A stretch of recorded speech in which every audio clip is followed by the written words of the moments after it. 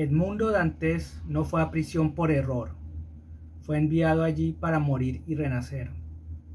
Casi todos ven una historia de venganza, pero hoy vamos a revelar lo que Alejandro Dumas ocultó a plena vista: el mapa de un ritual masónico de alto grado.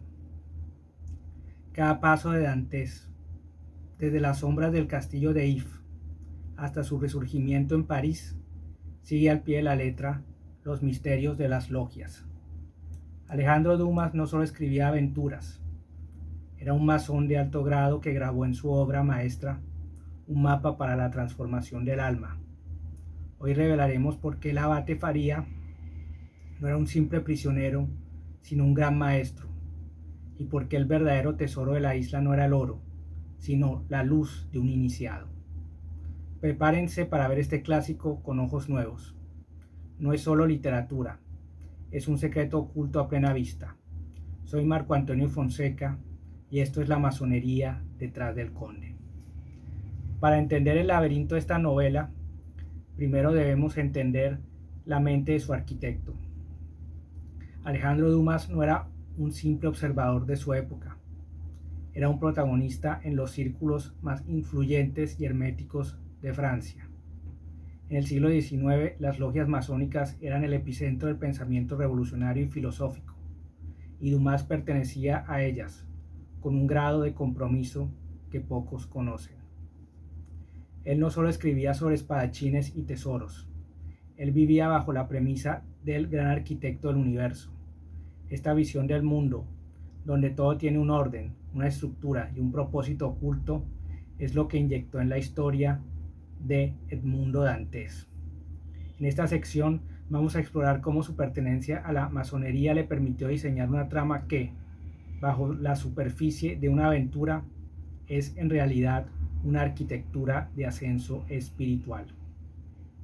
¿Se han preguntado por qué Dantes tiene que ser borrado del mundo para que el conde pueda nacer? No es solo drama literario. En la masonería, el candidato debe morir simbólicamente para despertar a una nueva vida.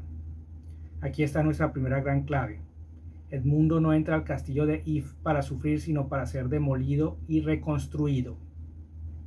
Y para que esta reconstrucción sea perfecta, necesitaba a alguien que tuviera los planos. Y ese es el personaje que vamos a analizar a continuación.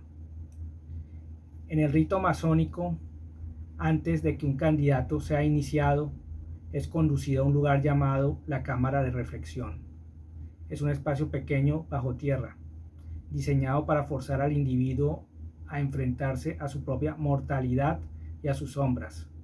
Se le rodea de símbolos de finitud y se le pide que deje atrás su pasado. Imaginen una celda donde lo único que hay es una vela, un trozo de pan y tu propia sombra. Eso no es una celda, es un espejo del alma. El castillo de If no es una cárcel común, es en la mente de Dumas esta cámara sagrada a escala monumental. Edmundo Dantes entra siendo un hombre joven, ingenuo y lleno de luz, pero para transformarse en el conde, esa luz superficial debe apagarse en el aislamiento absoluto. Pero esperen, aquí es donde la historia deja de ser literatura y se convierte en un manual de instrucción. Analicemos esto. Edmundo pasa 14 años en el encierro. En la simbología numérica, el 14 puede interpretarse como la doble perfección del 7 o el camino hacia una nueva etapa. Durante ese tiempo, Dantes atraviesa lo que en las logias se conoce como el silencio, una fase de purificación a través del sufrimiento donde el ego muere. Dumas no lo deja ahí por azar. Dantes tiene que ser enterrado vivo para que el viejo hombre desaparezca. Solo en la oscuridad total de esa celda, despojado de su nombre, de su amada Mercedes y de su libertad, es que está listo para recibir la verdadera instrucción. Pero ninguna iniciación está completa sin alguien que entregue la llave del conocimiento. Y es aquí donde la celda de al lado se abre para revelar al personaje más misterioso de toda la obra.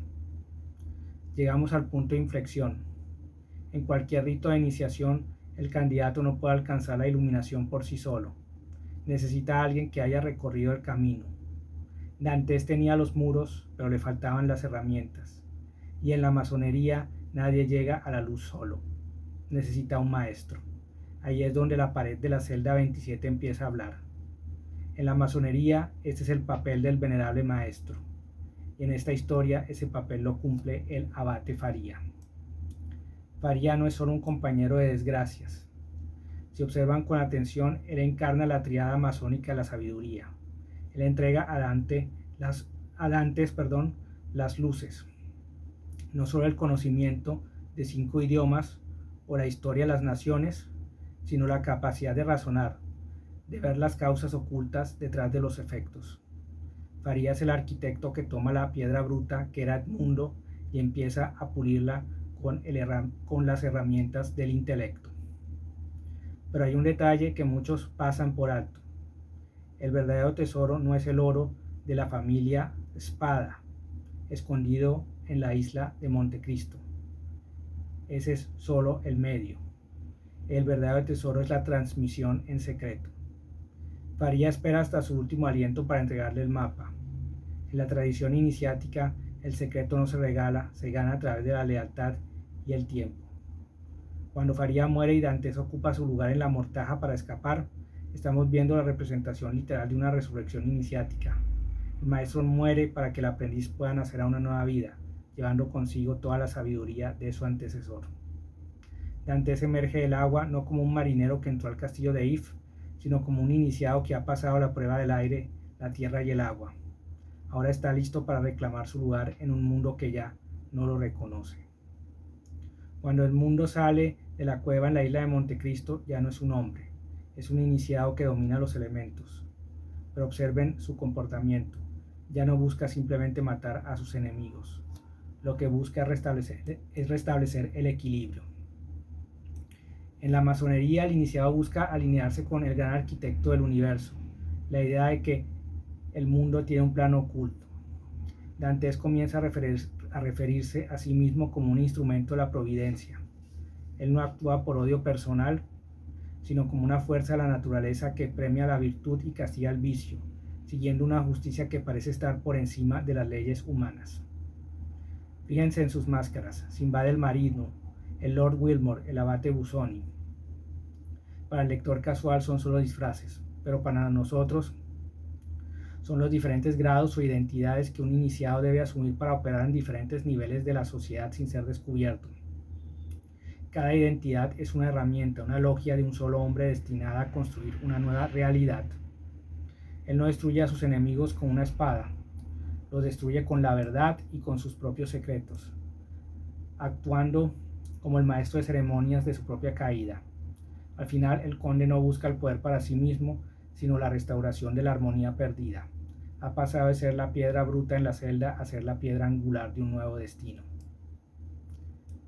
Alejandro Dumas no solo nos regaló una de las mejores novelas de aventuras de todos los tiempos, nos dejó un mapa codificado para la transformación personal.